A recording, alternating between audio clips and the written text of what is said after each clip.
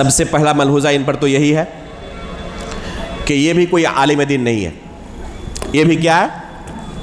ایک بردر ہے، کتاب و سنت کا عالم نہیں ہے، اساتذہ کے سامنے بیٹھ کر انہوں نے کتاب و سنت کا علم حاصل نہیں کیا ہے، اور اس وجہ سے قدم قدم پر ٹھوکریں کھاتا ہے، اور اہل علم خوب ان کا مذاق اڑاتے ہیں۔ ابھی کسی نے الاخوان المسلمون کے تعلق سے جو عربی وہ سکھا رہے تھے، لوگوں کو صرف اور نحو سکھا رہے تھے، بلکہ کہتے ہیں کہ ائمہ حرم کو مجھ سے تجوید پڑھنی پڑے گی،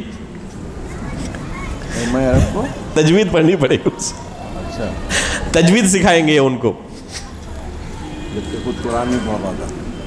تو یہ حالت ہے اس کی۔ یہ بندہ، اس کی سب سے بڑی گمراہی اگر کہیں ہم تو صحابہ اکرام کے تعلق سے لوگوں کو بدظن کرنا۔ اس نے آخر میں اپنا مشن ہی بنا لیا ہے۔ شروع میں اس بندے نے تقلید کے خلاف بہت کچھ کہا، اور اس وجہ سے بہت سارے ہمارے نوجوان اسے اہل حدیث سمجھتے، کیونکہ تقلید کے خلاف بول رہا ہے، اور ہم کیا سمجھتے ہیں؟ جو بھی تقلید کے خلاف بولے گا وہ اہل حدیث ہے۔ تقلید کے خلاف بول رہا ہے نا، اہل حدیث ہے۔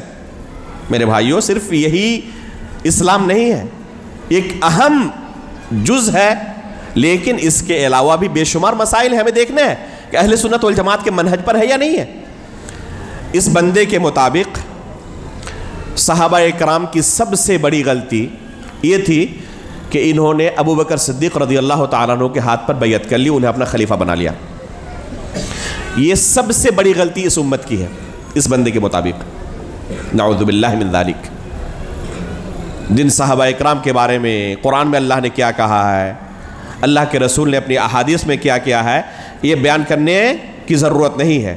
ان صحابہ اکرام کے بارے میں یہ بندہ کیا کہتا ہے کہ سقیفہ بنی ساعدہ میں ابو بکر صدیق کا انتخاب بہت بڑی غلطی تھی، جس کی وجہ سے امت کی بربادی اور خوریزی ہوئی۔ کہتا ہے کہ اسلام کی اصل سیاسی روح کے مطابق خلافت صرف سیدنا علی رضی اللہ تعالیٰ عنہ کی ہے۔ کہتا ہے تمام صحابہ اکرام سے اللہ تعالیٰ راضی نہیں ہوئے، رضامندی کا سرٹیفکیٹ صرف بیعت رضوان والے 1400 صحابہ اکرام کے لیے ہے۔ سب صحابہ کو اللہ کا راضی سمجھنا قرآن کی معنوی تحریف ہے۔ سمجھا کچھ آپ نے؟ کیونکہ اللہ تعالیٰ نے جو آیت نازل کی لقد رضی اللہ عن المؤمنین اذ یبایعونک تحت الشجرہ، تو یہ بیعت رضوان کے بارے میں نازل کی اللہ تعالیٰ نے، اس لیے یہ اللہ تعالیٰ کی رضامندی کا اعلان جو صحابہ کے لیے ہے، اس سے تمام صحابہ مراد نہیں ہے۔ اللہ تعالیٰ تمام صحابہ سے راضی نہیں ہوئے، کتنے سے راضی ہوئے؟ بس جو 1400 صحابہ کرام یہاں تھے، اور جو جنگ احد میں شہید ہوئے وہ تھے یہاں پر۔ کیا نظریہ رہے گا آپ کا؟ کیا عقیدہ بنے گا اس شخص کو سنیں گے تو؟ اللہ تعالیٰ ان سے راضی نہیں ہوئی، نعوذ باللہ من ذالک۔ یہ شہداء ہیں اللہ کے راستے میں، قرآن کی کئی آیتیں نازل ہوئی ان کے بارے میں، اور ان کے بارے میں اس کا نظریہ ہے کہ اللہ تعالیٰ ان سے راضی نہیں ہوئی۔ جو اس سے پہلے فوت ہو چکے، دنیا سے جا چکے، بعد میں آئے وہ تو ہے ہی نہیں، جو گزر گئے ان کو بھی شرف نہیں مل سکا یہ رضوان کا، نعوذ باللہ من ذالک۔ کہتے ہیں کہ سب صحابہ جنتی نہیں ہیں۔ اسی طرح فتح مکہ کے موقع پر جو اسلام قبول کرنے والے صحابہ اکرام ہیں، انہوں نے موت کے ڈر سے کلمہ پڑھا تھا بس، نعوذ باللہ من ذالک۔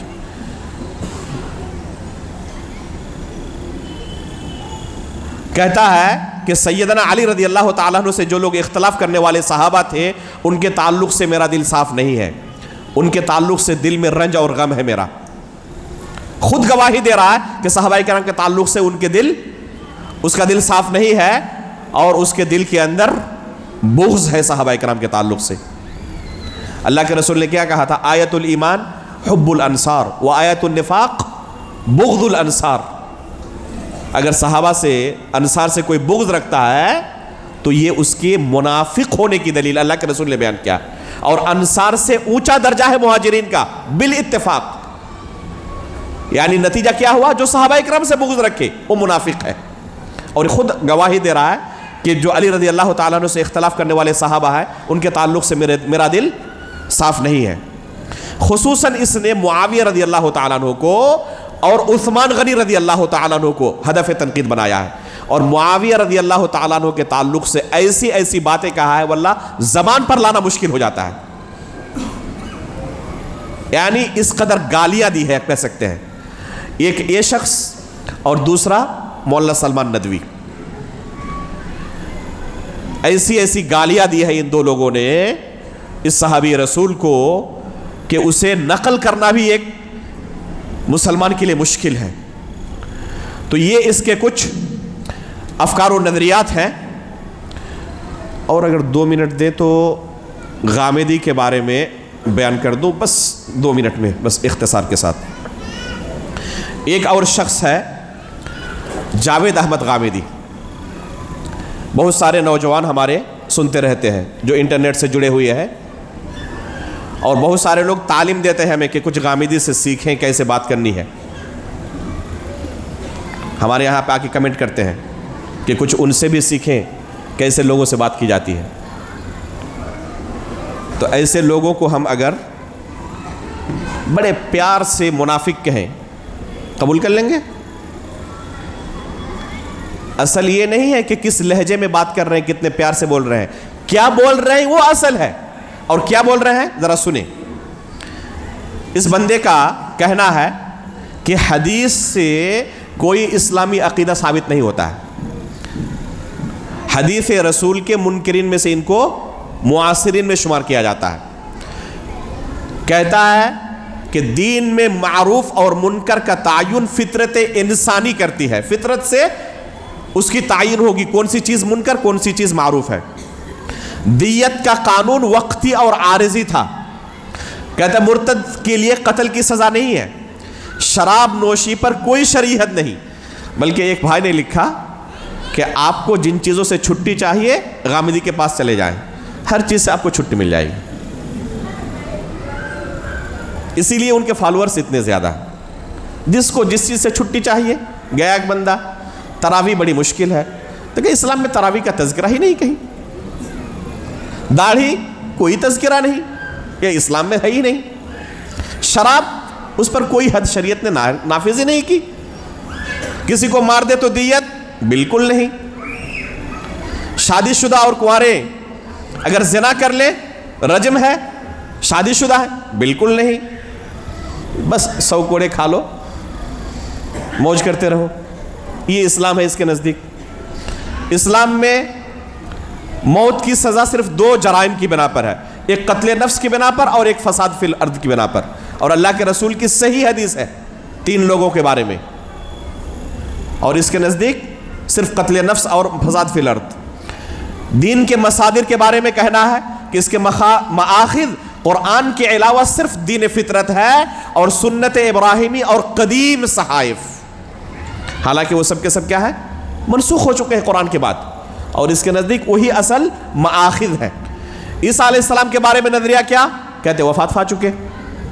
یاجوج ماجوج کے بارے میں، دجال کے بارے میں تو کہہ رہے اس سے مراد مغربی اقوام ہے، یاجوج ماجوج اور دجال یہ کوئی حقیقت نہیں ہے، بس مغربی اقوام کو کہا گیا ہے استعارے کی زبان میں۔ گانا بجانا اس کا شوق تو ہمیں ہے، ارے کوئی بات نہیں، حلال ہے، موسیقی گانا بجانا جتنا چاہو کرو، حلال ہے، جائز ہے، یہ کوئی حرج نہیں ان کے نزدیک۔ غیر مسلم کیا مسلمانوں کے وارث ہو سکتے؟ ہاں بالکل ہو سکتے ان کے نزدیک۔ قیامت کے قریب مہدی علیہ الصلوۃ والسلام آئیں گے، اہل سنت کا متفقہ عقیدہ، اس کا انکار نہیں، کوئی مہدی نہیں آنے والا۔ مسجد اقصی پر ابھی جو پوری جنگ چل رہی ہے، کیا ان کا نظریہ کہہ رہے کہ اس کا حق صرف مسلمانوں مسجد اقصی پر صرف مسلمانوں کا حق نہیں ہے، بلکہ اس پر یہودیوں کا بھی حق ہے۔ استغفر اللہ۔ کون کون سی چیز حرام ہے کھانے میں؟ کہ بس 4 چیزیں، ان سے پرہیز کر لو، باقی سب حلال۔ کیا ہے وہ 4 چیزیں؟ خون، مردار، سور اور غیر اللہ کے نام کا ذبیحہ، باقی تمام چیزیں آپ لسٹ نکال لیں۔ کتا آیا، لمبی لسٹ بن سکتی ہے، سب حلال، صرف 4 چیزیں حرام ہیں۔ اب کیا کیا بیان کیا جائے؟ اس سے اشارہ آپ لوگوں کو مل چکا ہوگا کہ کس اسلام کی یہ لوگ تبلیغ کرتے ہیں۔ خلاصہ کیا نکلا کہ آپ اگر صحیح منہج والے سے دین سیکھیں گے تو آپ کا دین صحیح ہوگا۔ ان لوگوں سے دین سیکھیں گے اور یہ دین لے کر قبر میں جائیں گے، فرشتہ آپ سے پوچھے گا من ربک وما دینک، تو ظاہر سی بات ہے کہ جو آپ کا دین تھا وہی دین آپ پیش کریں گے، نجات ملے گی۔ اس طرح کا دین رکھ کر اگر دنیا سے رخصت ہوں گے تو اس لیے میرے بھائیوں اپنی آخرت کی فکر کریں۔ دین اتنا آسان نہیں ہے کہ کسی بھی غیر غیرے سے ہم سیکھ لیں، سب سے بڑی نعمت ہے اللہ کی، اس نعمت کی قدر کریں جیسے صحابہ اکرام نے قدر کی تھی۔ اللہ رب العالمین ہمیں اس کی توفیق عطا فرمائے، آمین، تقبل رب العالمین، وصلی اللہ علی نبینا محمد۔ وقت کافی زیادہ لے